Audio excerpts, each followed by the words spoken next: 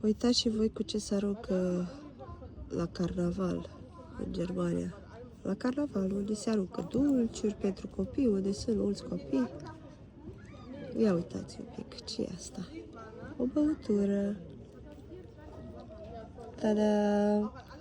O băutură alcoolică, care băiatul meu, ăla mai mare, a crezut că e suc și a dat și el o gură pe gât, până să-l văd eu, să întreb ce e aia.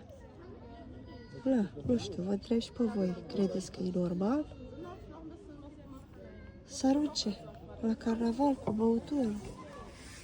Am înțeles, sunt și oameni mari și copii, dar mie mi se pare normal. Uitați voi. Da. Alcool. E greșeala băut, băiatul meu.